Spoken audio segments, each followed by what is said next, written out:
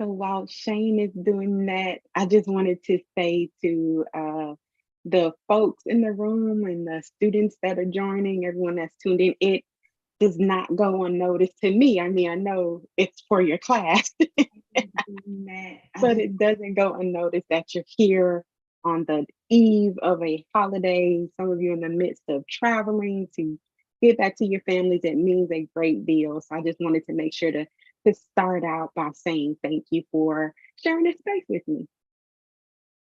That's a wonderful tone to begin, even as I start the introduction here.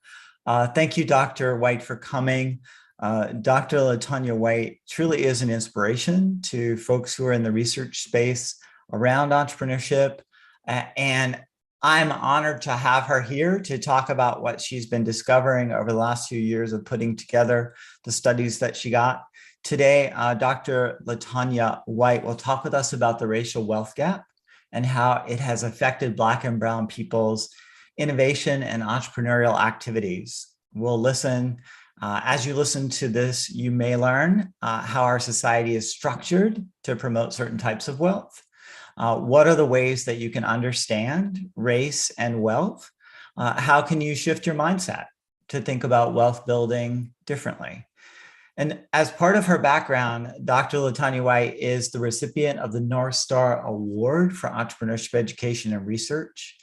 Dr. White is also an expert in belonging, racial equity, and entrepreneurship.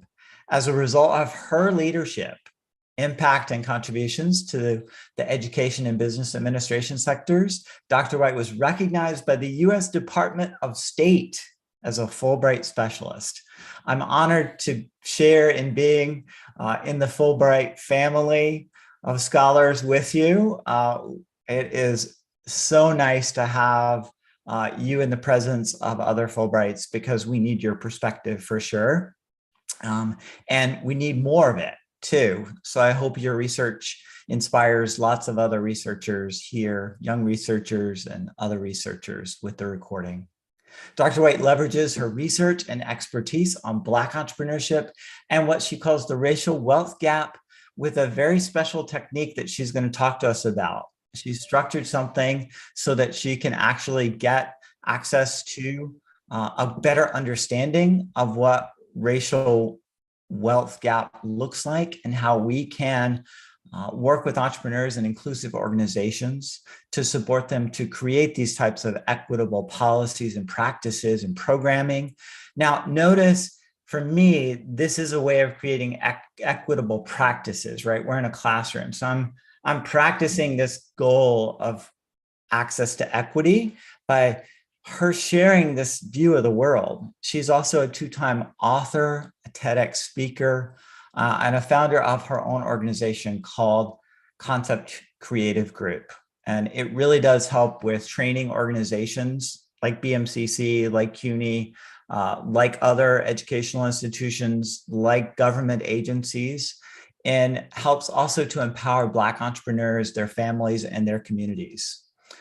I look forward to learning a lot more about Dr. White's solutions for racial equity and entrepreneurship. And you can find out more on our website in the description below during the recording.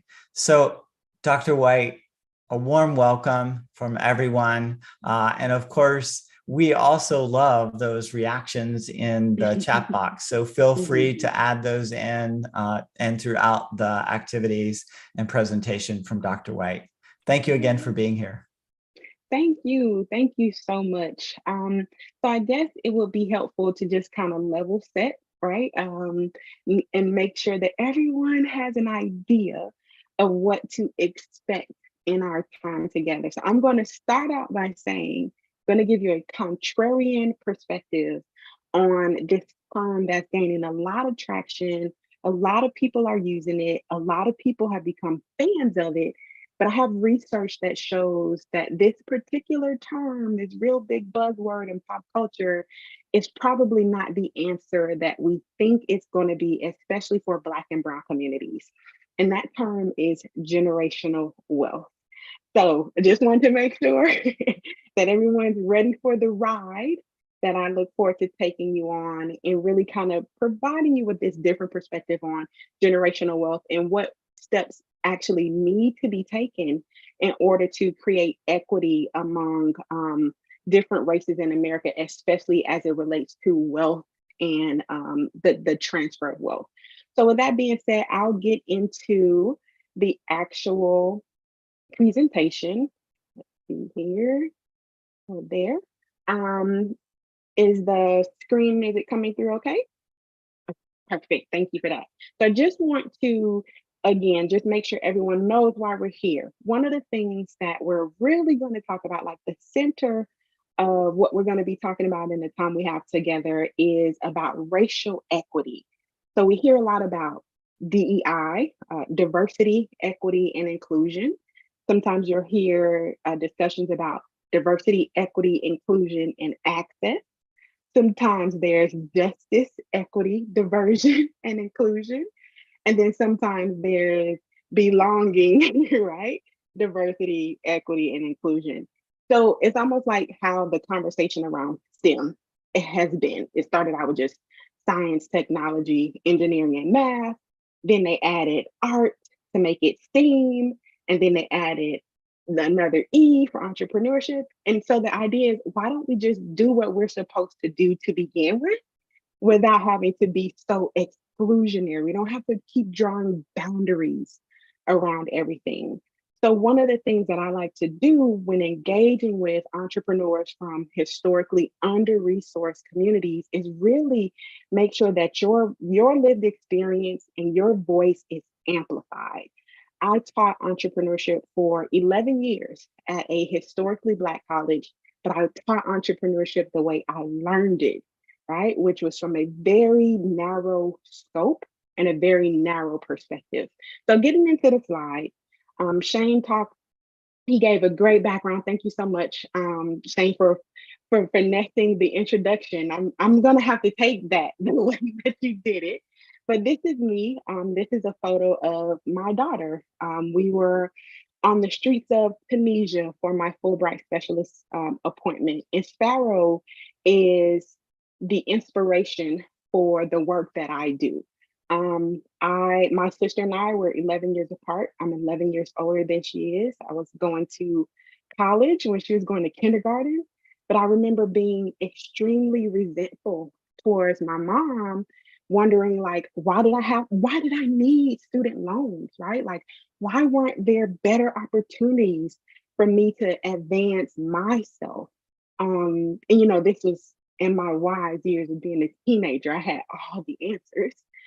But now I know better, right? Now I know that my mom did absolutely everything she could with the resources and the opportunities that she had.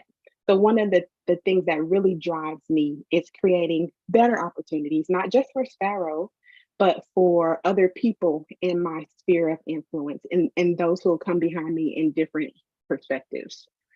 So to really kind of look at where do we begin? Like, how did we get to this place where less than 1% of all venture capital funding is going to Black and Brown founders? How did that happen? And a lot of the research that I did, although I wasn't looking for that answer, I wasn't looking for how do we get to like being in the 1% from the other perspective. I It definitely revealed itself to me over the course of my research that I conducted. And aside from the Black experience of chattel slavery in America, I can point to the place where Black and Brown founders today, I can point to that journey from as far back as 1896. And that's what happened when this landmark case in American history legalized racial segregation. So I know that we're in this virtual space now, but pre-COVID and in some cases now post-COVID, in the context of Plessy versus Ferguson, it would have been illegal for us to be in the same room. For me to be in the room and share the same space with Shane would have been illegal. So if we talk about access to venture capital, which a lot of it has to do with who you know and who knows you. It really is about what rooms can you be in to build the relationship, to have the conversations, just like the conversation that got me here. I had the privilege of being in the same room with Shane, right? Sharing dinner with him and talking with him about my research and the business that I'm building. That was not always possible. It was not always legal. And so in 1896, we can almost make a direct correlation between the relationships that we have as Black and Brown founders and how narrow they are in a lot of cases to this generational passing down of not being able to be in the same rooms with the people that could write the checks, that could make the introduction. So from there, there's some research that actually showed the the results of that. It came down to Black business owners, and in this particular case, the researcher only studied insurance companies. So he looked at how does a Black-owned insurance company fare, and this is in 1940. How well does that business do when compared to a white-owned business in the same field? There's research today that shows that Black and Brown founders are generating sometimes 1/3 the amount of revenue that a majority owned business in the same field generates simply because of their relationships, which we can take back to 1896. But a part of this theory, it just shows that because of legalized racial segregation, Black owned businesses or Black entrepreneurs had access to only Black customers. And those customers were typically making a lot less money, so they couldn't buy insurance policies that had higher values. So that meant the Black owned insurance company was bringing in less revenue. And so now we see like how systematic and how cyclical it all becomes when we're talking about racial equity and the success of Black and Brown entrepreneurs. And this is still, almost 100 years ago. So let's fast forward a bit, see where we are getting a little bit closer to real time. In 1991, there was some research that showed that, there were I grew up in Miami, Florida, and this particular research showed that Cuban American businesses, they were thriving. And it was because they were relying on each other as their customers, as their suppliers, verticals and horizontally. They were really, really working together. And so then the argument became, well, you can't say that Black owned businesses can't succeed because we have a model right here in Cuban American owned businesses. And John Sibley Butler came in and said, but wait, what about what about Plessy versus Ferguson? What about chattel slavery and Reconstruction and Jim Crow? So he really argued for the whole context of the Black experience. So you can't hold someone to this idea that they can't pull themselves up by their bootstraps or they aren't working hard enough to pull themselves up by their bootstraps if the bootstraps they had have been taken away from them. So that was this reconstructed theory of the ethnic enclave economy. But from there's a researcher, she really wanted to figure out, well, where is the space? What is the industry that really can change the economic narrative for Black entrepreneurs? And for her, she specifically studied Black women entrepreneurs. And her dissertation research was titled A Field Where You Can Do Well. And she found that that field was actually in women in beauty salons. So she went on to extend that theory to say it wasn't just because of racism, right? It was actually because of gendered racism that there were specific industries that Black and Latinx entrepreneurs were thriving.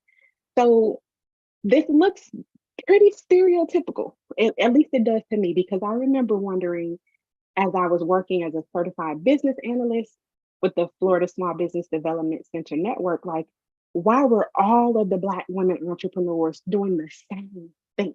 Why was every Black woman or 9 out of 10 Black women looking to start a hair salon? And I wasn't aware, right? That saying, you never know where you're going until you know where you've been or where you've come from.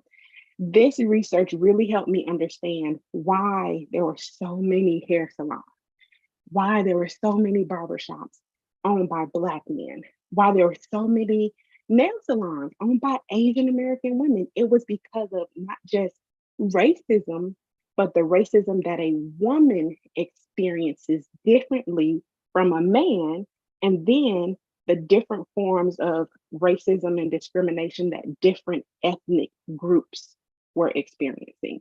So that's how we got to this place. You can see this was from 2008.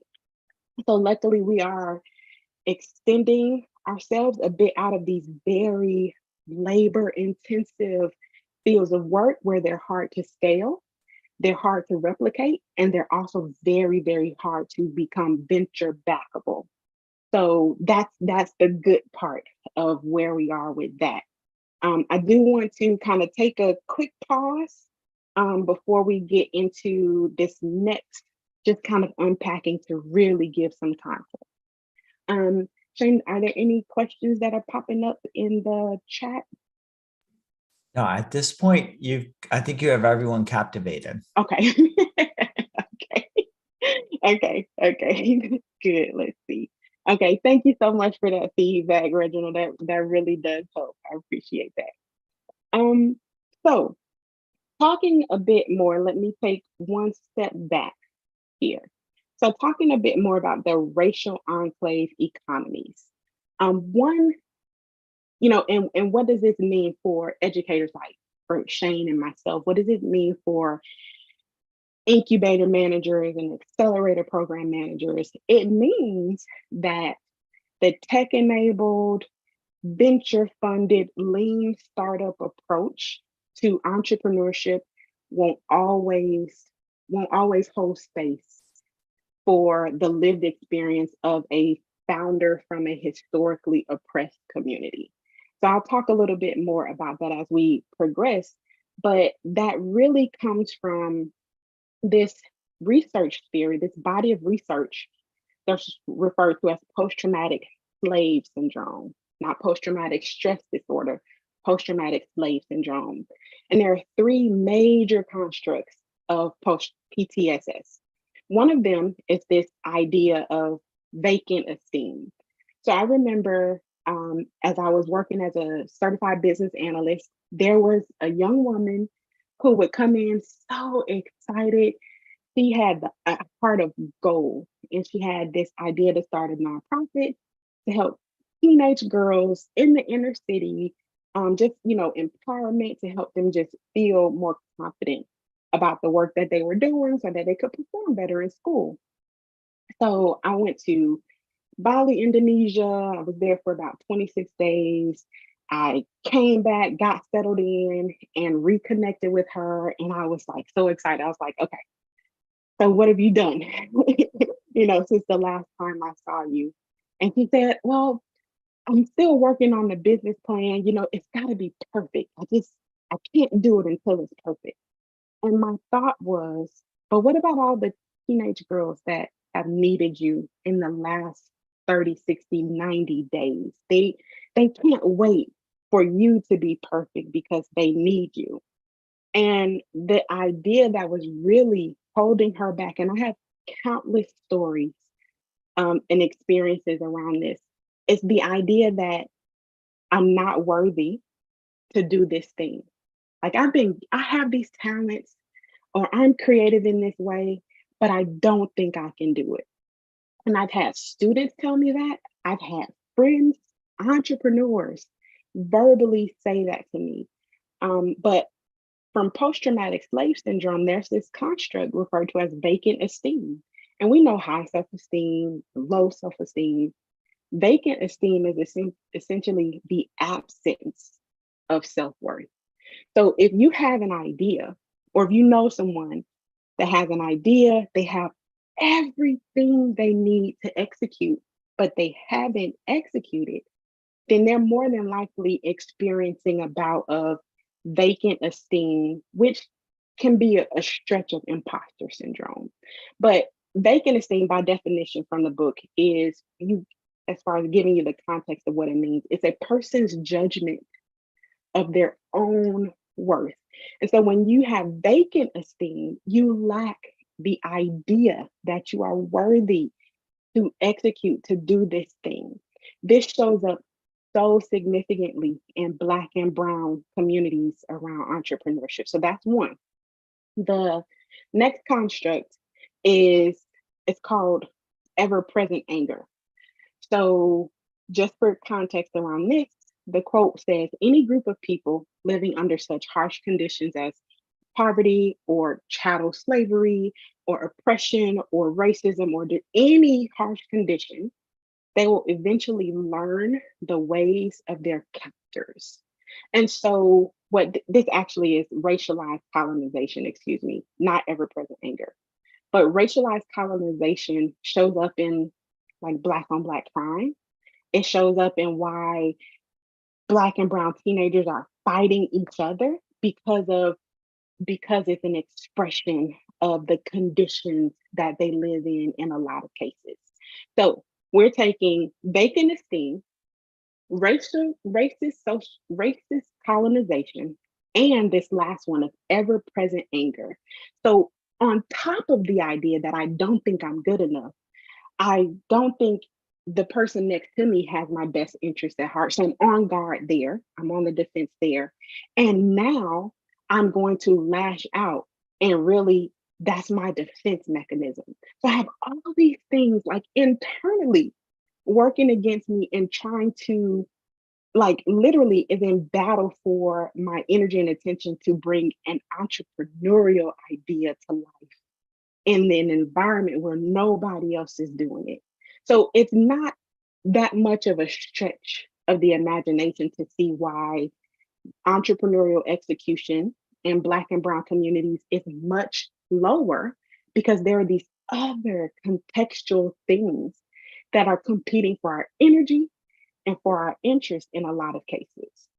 So again, this gives us some insight around what is happening through the lived experience of being a Black entrepreneur or an entrepreneur from a historically oppressed community.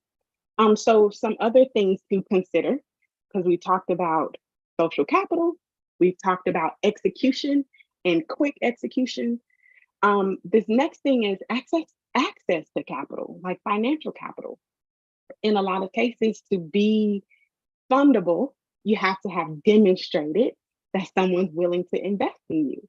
And typically that first round is a friends and family round, right? You're going to go to all your friends, all your family, ask them to invest $500, $1,000 into your business. And then that proves to a fund manager or a VC that you are fundable. Except most of us don't have access to friends and family who have capital. And that comes a lot of times from these barriers to Black and Brown wealth that have historically shown up in different perspectives in America. One of them is the GI Bill. So the GI Bill essentially built America's middle class.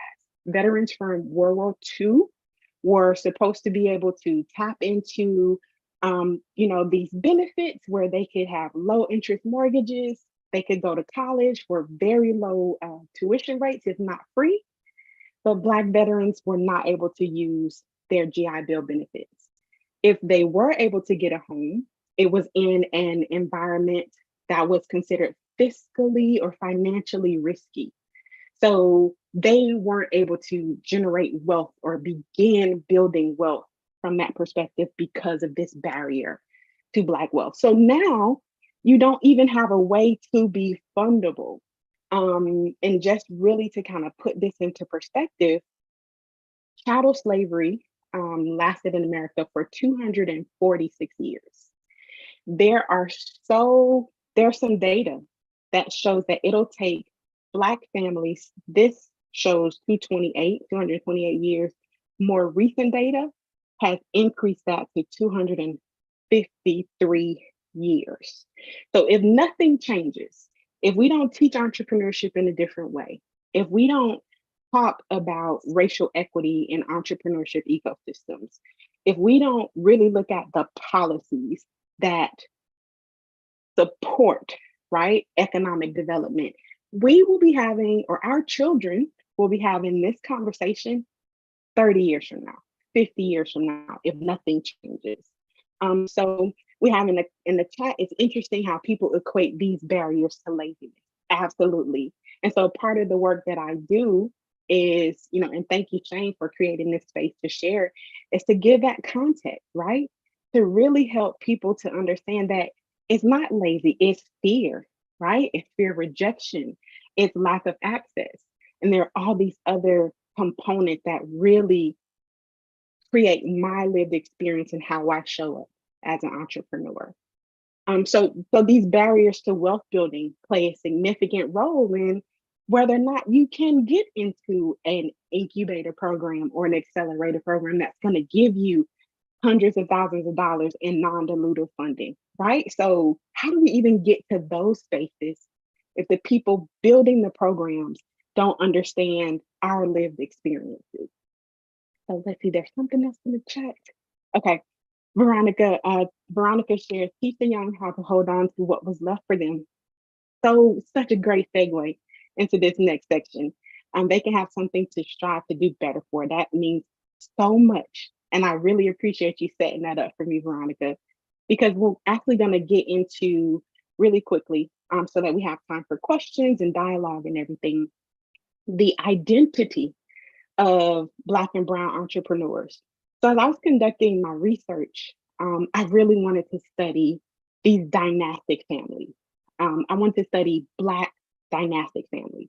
And by academic definition, a family reaches dynastic status when the third consecutive generation controls either the wealth that's been generated. So like the Rockefeller family, they're 7 generations deep, but they don't have a core business, or the business like the Walton family, the Walmart family. So I did 10 interviews. I did 3 practice interviews and 7 like major interviews for my dissertation. And everybody had to check whether or not they were a first generation entrepreneur, because I needed to study the first generation entrepreneurs. There weren't enough Black dynasties.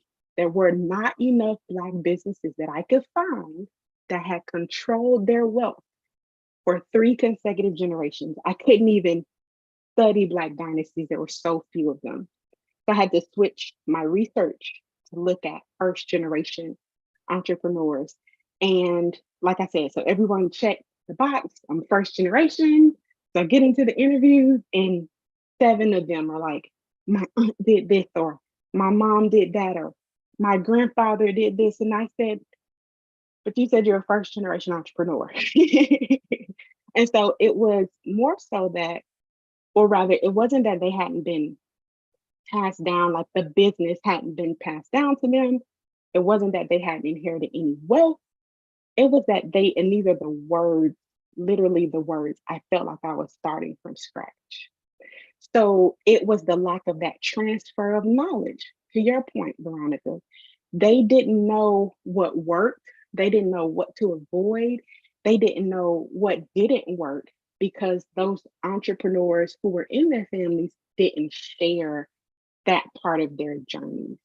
So in my debate around dynastic wealth being more powerful than generational wealth, it really comes from this perspective of the power that dynastic wealth has in these different directions. So I'm just really quickly going to share this concept of generativity. So this is something that also kind of works against Black and Brown entrepreneurs, where generativity is this idea that you are concerned for establishing future generations, right?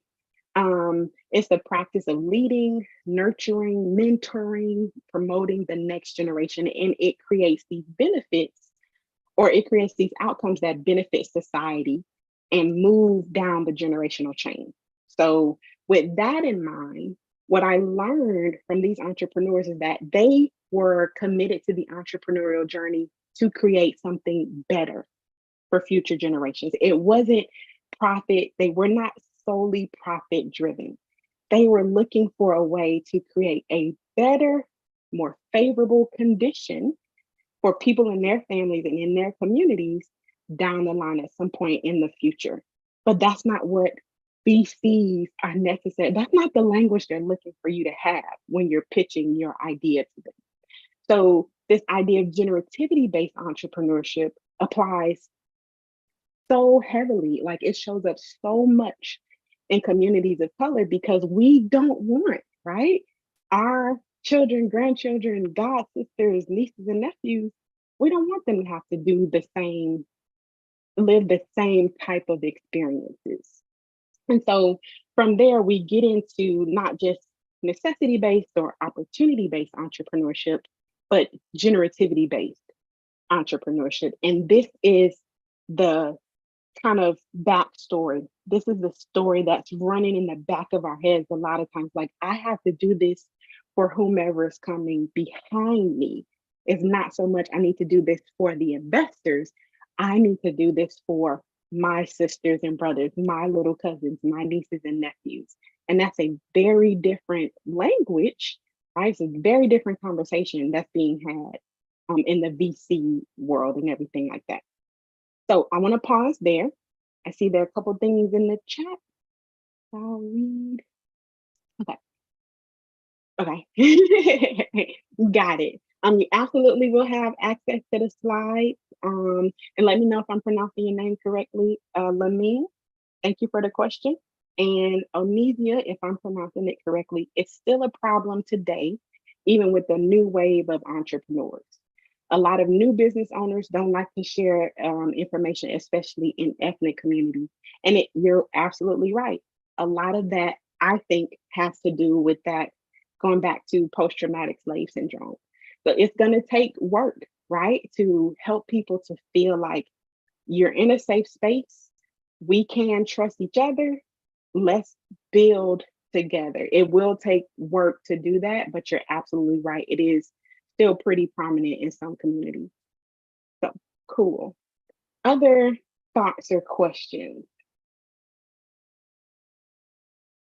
And I'll just say here, anyone who wants to unmute yourself, feel free to like raise your hand.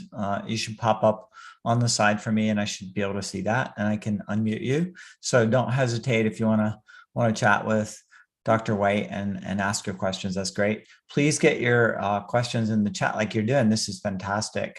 Yeah. I had a question for you with regards to when you think about the difference between necessity-based, opportunity-based, and this idea of generativity. It's everything that I hear since I've been at BMCC and since 2017 has been necessity-based, coming from that place. A lot of New Yorkers just want some relief from the poverty, from the crushing amount of responsibilities that come at them and all of those pieces. What do you feel like are the tools to move toward that gold arrow? Maybe you're going to get to it, but I wanted to ask that. Yeah, no, and I actually just so that we can see each other a bit better. And I appreciate that question. I think there is a pretty close relationship between necessity-based and generativity-based entrepreneurship, because it really is about my own, reflecting on my own lived experience, right? So kind of like I said, I want to make sure that Sparrow doesn't have the same challenges. Some of those tools, to your question, are kind of going to go back to this idea of a collective approach to, or rather this mindset around collectivism versus individualism. Because from those environments, being historically oppressed, living in poverty, can't make ends meet, right? So that's a very survivalist identity. It's a very survivalist mode of thinking. So once there is the opportunity to, almost be hopeful about being able to thrive, now I can see the light, I can be hopeful about it. It requires a shift in mindset, because you're no longer right? The person who had to strive, who had to survive. You have to also change your identity to say, okay, I'm worthy of this thing. I can do something beyond just struggle to survive. I'm on the verge of thriving. But you have to have the identity to be able to receive the other tools, right? That'll get into how do you scale a business? How do you bring others along with you? How do you serve as a mentor to other people that look like you, people from the community that you grew up in, a high school that you went to? So it's not just what can we do tangibly. There's a lot of inner work that has to be done as well. At least that's what I've been finding.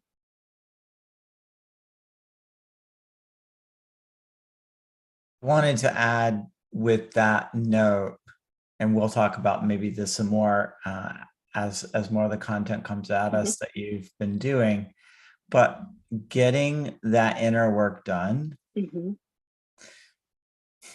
it's something that I want to strive for, that I want to put into my classes, that I want students to walk away with. And at the same time, I feel sometimes like that it doesn't really go there, right? They're good with the creativity exercises, but they're not necessarily, if you look at textbooks or activities, they're not necessarily digging deep down here.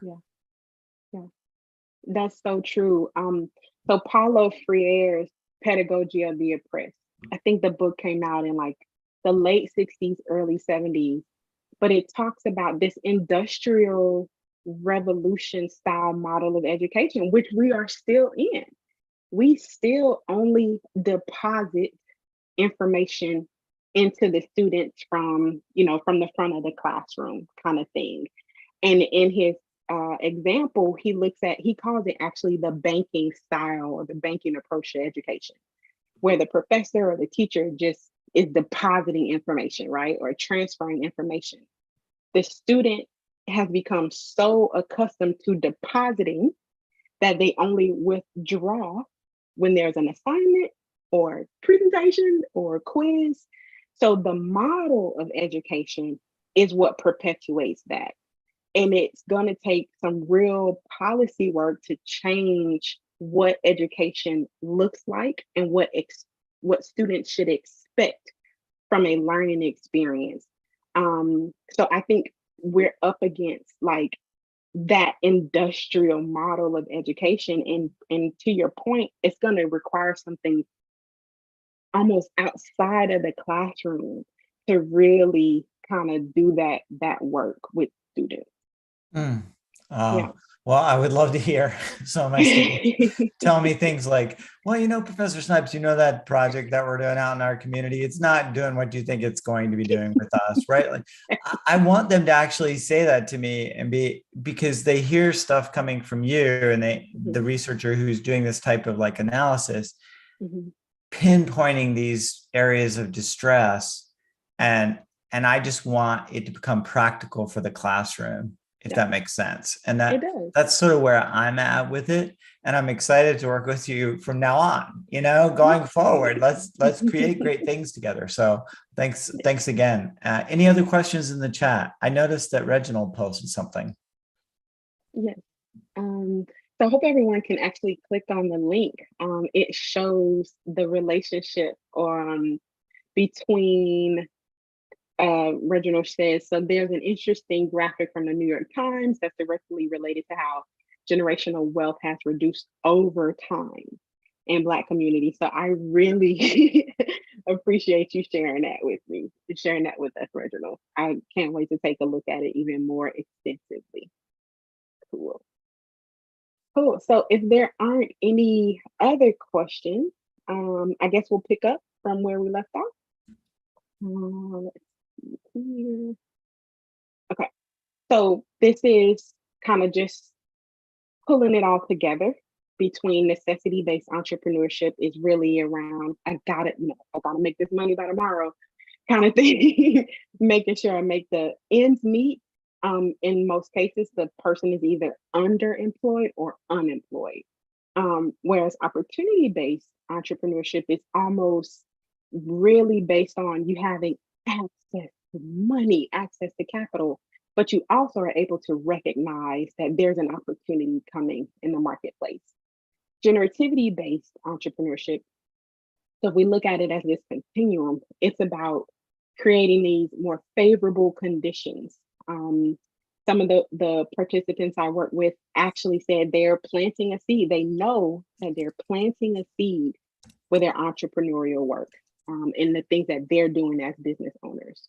So that's generativity based entrepreneurship. And so, as I was saying before, what does this mean for professors? What does it mean for students? What does it mean for incubator managers?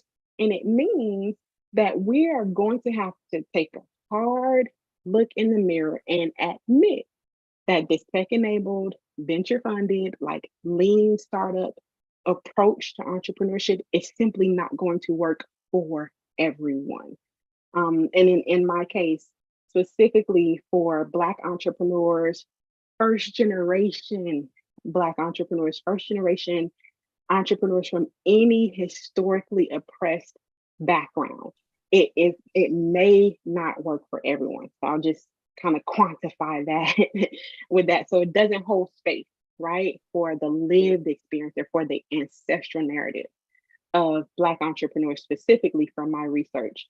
I will say that there's and I'll share this with you, Shane, so that you can pass along to the students.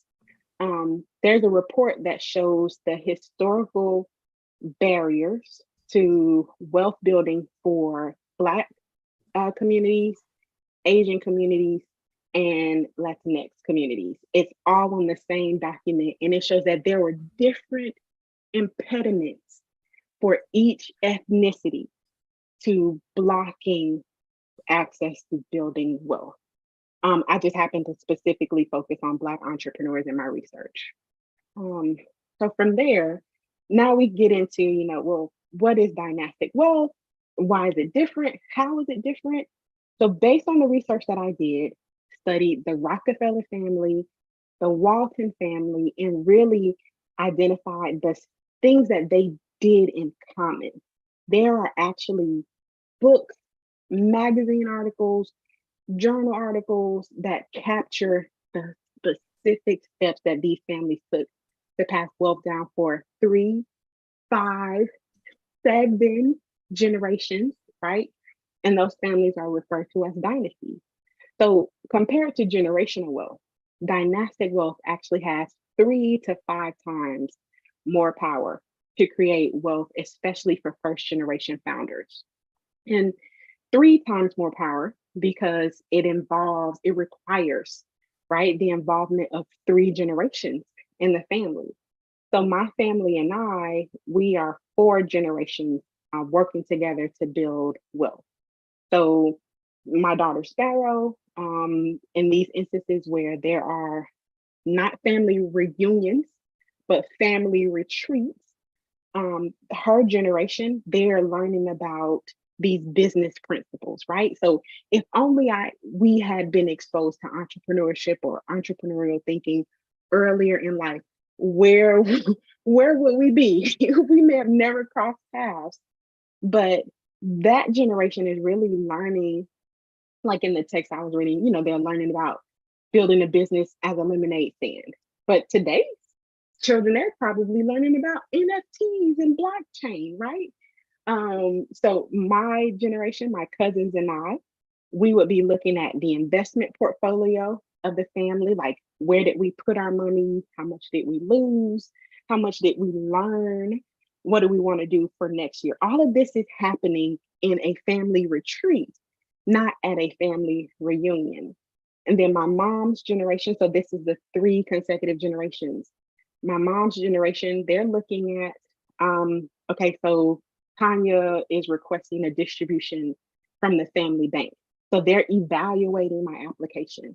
What have I been involved with family functions? Have I been paying it forward in the family? Did I make a logical argument? Right. So those are the 3 generations that are involved in building dynastic wealth. So that's one way that it has 3 times more power. 4 times more power comes in the directionality of how wealth is transferred, and not just financial wealth. So we'll get into these different forms of wealth. But generational wealth typically is only from me to my daughter. And dynastic wealth, it is down from me to my daughter, but also up from me to my aunts and uncles and to my mom and to my grandmother, right?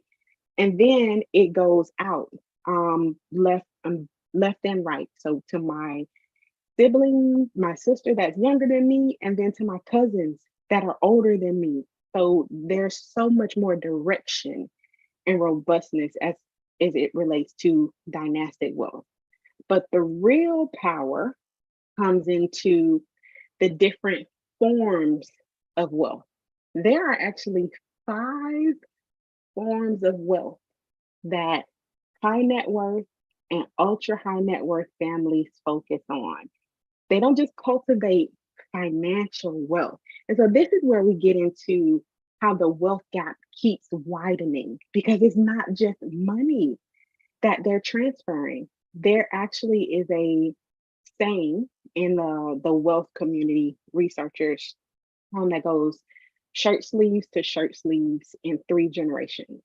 And so what that means is, so I don't know if you can see me with my background, but I'm generation one, really working hard, getting it out of the mud, as they say, but I'm pushing up my shirt sleeves to get the work done, to build the business. And then the second generation, so Sparrow, my daughter, she's the beneficiary of that, right? She gets to relax. She doesn't have to, quote, work as hard. She just gets the benefit of all the work that I've done. But if I only focus on transferring the wealth to her by the third generation, so by her children, the money's been lost. And now that generation is back to rolling up their shirt sleeves to make more money. So shirt sleeves to shirt sleeves in 3 generations. And that's what happens a lot of times in families that don't focus on these other 4 forms of wealth.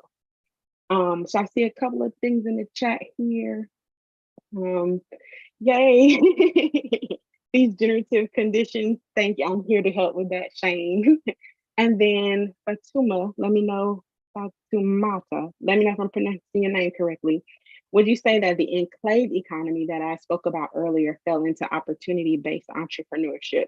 There's probably some correlation. Maybe they started with necessity-based, right? Like had to make ends meet. And they saw that this was happening around them in their, close geography. And then it translated or kind of transferred into opportunity based because now they have access to the capital, right? They feel more confident taking risks. They know what people are going to be anticipating. So I think it may have moved from necessity based into opportunity based entrepreneurship in those enclave economies. But thank you for that question. And definitely, if you'll put the phonetic spelling of your name in the chat, I'll make sure to say it properly. Okay, cool. So from there, these other 4 forms of wealth that really, really constitute the power of dynastic wealth. And this first one is spiritual wealth. It's not based on religion in any form. It's just the idea that there's a greater purpose. Like we are working this hard for something beyond just financial gain. We're doing this in service of someone or something beyond ourselves. The wealth of knowledge. So remember, as I was sharing about the entrepreneurs that I interviewed, it was that lack of the transfer of knowledge where they felt they were starting from scratch. And so this is the rich wisdom and that insight that comes from just learning about my life, learning about my skills, my passions, and my abilities, and how I've translated those into being a provider for the family and whatever role I play in the family.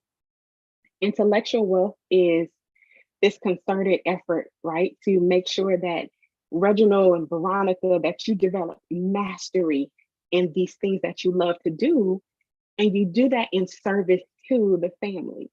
So, for example, I have a cousin that so I grew up in Miami, like I said, he still lives in Miami. And You can set your watch by when you'll find him on the corner, because that's his thing. But without having some insight on his wealth of knowledge and his lived experience, like I would never know that he loves working with his hands. So from the wealth of knowledge to investing in his intellectual wealth, now it becomes this opportunity for the family to send him to get his general contractor's license because you love working with your hands. That's one of your passions. It's also one of your skills. But it's a way that we can invest in you to get a return on investment back into this family. So now that means from a quantifiable perspective, you become the family's general contractor when we invest in real estate or something like that. But you also, from a qualitative perspective, getting to this wealth of knowledge, you transfer that knowledge. You teach other people in the family about the rules, the ropes to skip, the ropes to know. Like you transfer that knowledge. And so by the family gathering around you, even though you aren't the entrepreneur of the family, we gather around you and we pour into you. And that's how it becomes generative. Okay. And then finally, there's relational wealth. That is the relationships I have, you have access to. When I am attending a function, you come with me so that I can begin to introduce you to people. You can build your own social capital and you can feel psychologically safe in those environments where you are going to thrive. I firmly believe that people don't reach their highest potential if they feel threatened. And so that's why belonging matters. I want to make sure that people are in spaces where they know they belong so that they can self-actualize and become and show up rather as the best versions of themselves. So this is the dynastic wealth framework. And this next slide just kind of shows some of the work that goes into building a family's dynasty because as you can probably imagine, it does not happen overnight. And it doesn't have to be 3 generations from now.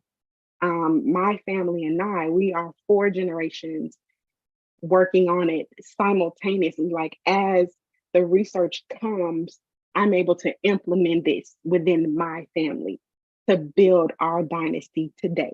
So it doesn't have to be 3 generations from now, just has to be 3 generations involved. So that's the framework, and I'm happy to open up for questions or anything like that, especially around the different components. So I'll pause there and love to hear from the room. I got it right. Yay, thank you. I will leave some space for people to kind of absorb what's here and make sure that that's available. Yeah. And just to get us started, I did notice one of the personal finance gurus that is an alumni of BMCC just arrived, Joe Robinson. And I'm excited to have his perspective on this concept of dynastic wealth. Unfortunately, he just arrived. So there's a little bit of like him catching up of what's here as far as types of wealth. But I think there's a real meeting of the minds that is possible within the context of how he talks about mindful money and what is mindfulness when you think about your money and how do you put that in that context. So those are just some things that might come out of a conversation now that Joe is here with us. But I want the students who've been in the room and been listening, please throw your question into the chat. Please raise your hand if you want to be unmuted. And I love, Latanya, that you left this up for us to continue to absorb it because it is quite powerful what you've got here. I will say that the way that you've provided it and the way that you think about family is something that it hits home for me because as a person whose family probably were like sharecroppers or something like that during the 1800s, there really wasn't an opportunity for us to build generational wealth and we didn't come together to build it either. We did support each other, like different parts of the family would, some people would make pork sausage or would make this, and we would all like share in the bounty of those things. But I don't think we ever got this concept of wealth and really understood it. So what do you say to people who are just kind of like trying to understand what to do with their families, like how to even start this conversation? Funny story. So May of 2020 is when I first began to really kind of say, if this is the thread that I'm going to pull on as a professional, as a researcher, I might want to make sure I can figure this stuff out in my own family, right? And so I had created this survey because I also needed to build the skill of becoming a researcher and collecting data, analyzing data. So I built this survey. I called it a wealth personality quiz. And it was kind of like one of those BuzzFeed questions where if you answer mostly A, then your wealth personality is this. All right. One of the questions on the survey asks, what's your vision for wealth? And I don't even remember what the answer options were except for one. And it was, what vision? So it's being really sarcastic, tongue in cheek, like, what vision? And so I circulated that survey among my family. There were maybe 25 adults that completed the survey for me, and 30% of them answered what vision.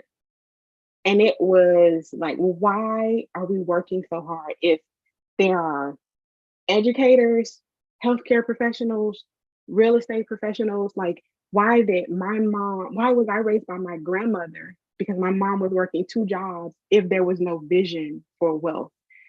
And it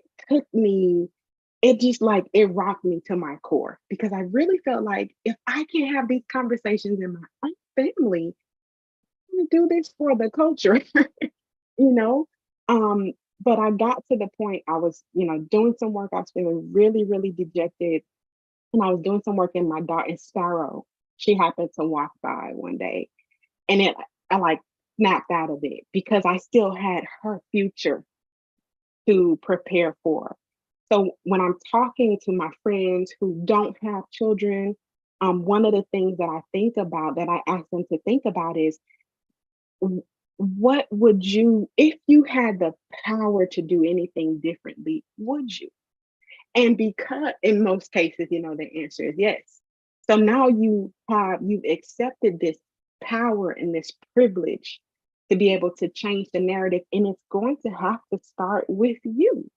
It might only be you when you're starting, but that doesn't mean that the development of your family constitution, it actually might be easier because there's only one person's voice you have to account for. But it would start with you articulating these are our family values.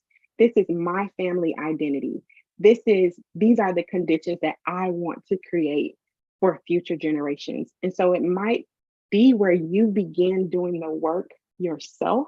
And then also, family is what you make it, right? It doesn't have to be blood relatives or relatives by marriage or adoption. It can be the person who sees you most authentically in the world. They become a part of your process of building dynastic wealth. That's amazing. Please, students, get your questions in. I want to see those questions if you have them. If not, that's great too. We'll continue to share with the perspectives that we've got, but I want to continue to leave the door wide open for you to pose. And I know Joe also might have some questions about this concept of dynastic wealth, and if it relates to things that he's doing with mindful money, as he puts the construct out there. If he does, feel free to unmute yourself. I think you have rights to unmute yourself now. So I'd love to do that. Hi, nice to meet you, and thanks for connecting us. I'm actually in the house with my son, so anyway, but I'm glad to be at the meeting. So basically, it sounds like well, I'm trying to get straight to the question, but it sounds like your personal experiences informed how you came to think about wealth and and right nurturing wealth, right, and being having that mindset basically, because it is a mindset. You don't get to wealth accidentally. We know that. I mean, some people are lucky to get lotteries and stuff like that or whatever, but or and some inheritance. That's not most people. That's very few people. So I do think that, I don't know if I have a question. Now I'm thinking more about what Professor Snipe said. I do think that there is, possible, like I can see synergy between, what I'm saying, like the way you laid it out and the framework that I have, which is, rather than go straight to money management and financial planning, things like that, at the base, I think is our being mindful of our relationship to money, right? Yeah. How we relate to money. I mean, when I first said that to a few people, like relate, like, because they think people like, no, if you, as we all do, behave, whether it's a pet, whether it's a person, whether it's money, you have a relationship. People have relationships with their pets that are different than relationship with people. Think about it, seriously. It's really that basic when you think about it. So, of course, money is not about worshiping money, but it's about having money to, like you said, having money work for us. Right. Especially, I'm going to say this, and especially people of color who have historically, particularly in this, well, just historically, have been deemed property. I mean, you know what I'm saying? If you really want to go there, you know what I'm saying? So now, why would we, I'm not saying people should quit their jobs. Of course, I'm not saying that. But I'm just saying that people should not be thinking about, and this goes for me too, because I want to practice what I preach, is people don't want to give their, to sell their time for money, right? You see it in books. Or if we do it, we want to do it because we get, obviously some great deal of satisfaction. It's a great service to people, depending on the job, right?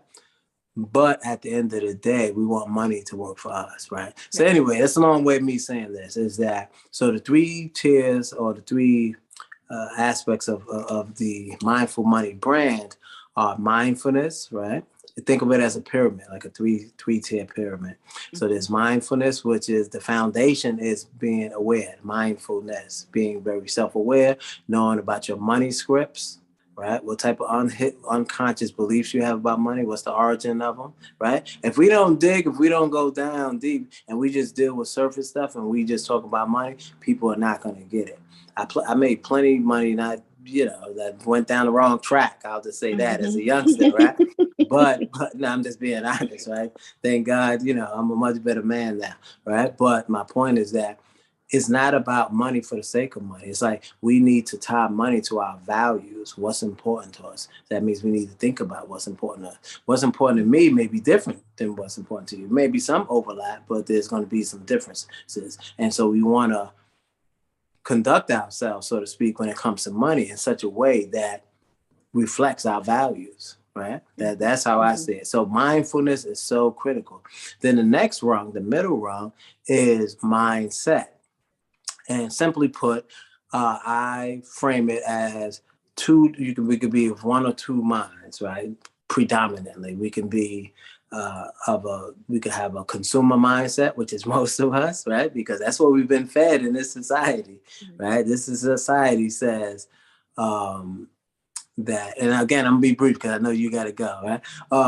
But the society says, the more you have, the better you are, or, whatever, the higher price you pay. All these hidden messages so that marketers can make money, so that brands can make money. Now, I'm okay with brands making money so long as I make money, right? That, you know what I'm saying, if that makes sense. Not just me being a consumer. So there's a consumer mindset, and then there's the ownership mindset. So I focus on, obviously, the ownership mindset, but I try to show examples of both so people can see themselves where do they largely fall, right?